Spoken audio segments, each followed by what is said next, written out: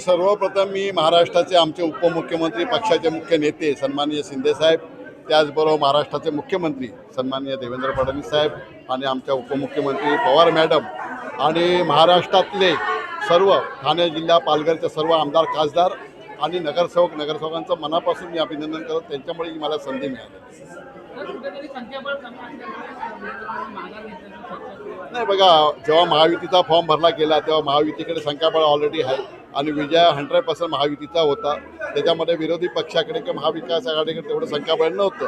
त्याचबरोबर महाराष्ट्रात आणि ठाणे जिल्ह्यामध्ये सन्माननीय शिंदेसाहेबांच्या नेतृत्वाखाली जेव्हा सन्माननीय कैलासवासी वसंत डावकरे साहेब जेव्हा उभे राहिले होते तेव्हा 2-3 वेळा महायुतीने माघार घेतली होती, त्यांना पण बिनविरोध दिलं होतं. त्याच पद्धतीने सन्माननीय शिंदेसाहेबांच्या मार्गदर्शनाखाली आणि महायुतीकडे संख्याबळ असल्यामुळे त्यांनी महाविकास आघाडी माघार घेतल्यामुळे महाविकास आघाडीच्या सर्व नेत्यांचं मनापासून अभिनंदन करतो.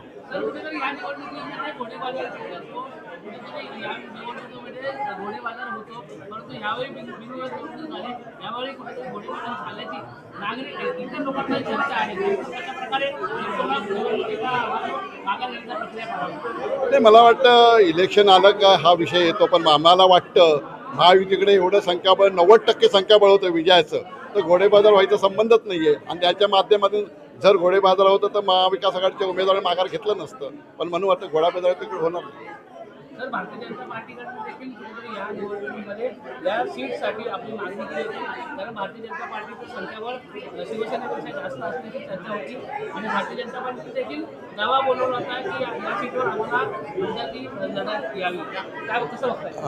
तर मला असं वाटतं की बाबा महायुतीकडे BJP संख्याबळ, पण महायुतीची सीट होती, शिवसेनेची सीट होती आणि मी तिथे रनिंग आमदार असल्यामुळे शिवसेनेच्या माध्यमातून शिंदेसाहेबांनी ही सीट शिवसेनेची असल्यामुळे शिवसेनेकडे घेतली आणि शिवसेनेच्या माध्यमातून ही सीट 100% महायुतीकडे आल्यामुळे महायुतीचा विजय नक्की होता. नाही, महाराष्ट्रामध्ये मला वाटतं 17 सीट आहे. 17 सीटमध्ये पहिल्यांदाच ठाणे आणि पालघरचा रिझल्ट लागलेला आहे आणि तो शिंदेसाहेबांच्या नेतृत्वावर लागला, म्हणून शिंदेसाहेबांचं मनापासून अभिनंदन.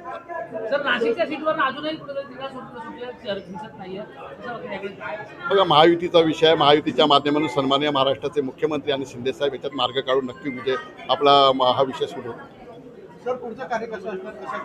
सन्माननीय बघा, ह्या पालघर आणि ठाण्यामध्ये मी काम करत होतो. नगरपालिकेच्या माध्यमातून, महानगरपालिकेच्या माध्यमातून, जिल्हा परिषदेच्या माध्यमातून काम करत असताना गेल्या टर्ममध्ये मी काम करत असताना विधानसभेच्या माध्यमातून लक्षवेधी असेल, प्रश्न उत्तर अशा मुद्द्यातून हा विषय मांडत असतो. त्याच पद्धतीने मी ठाणे आणि पालघरमध्ये शिंदेसाहेबांच्या नेतृत्वाखाली मी काम करेन.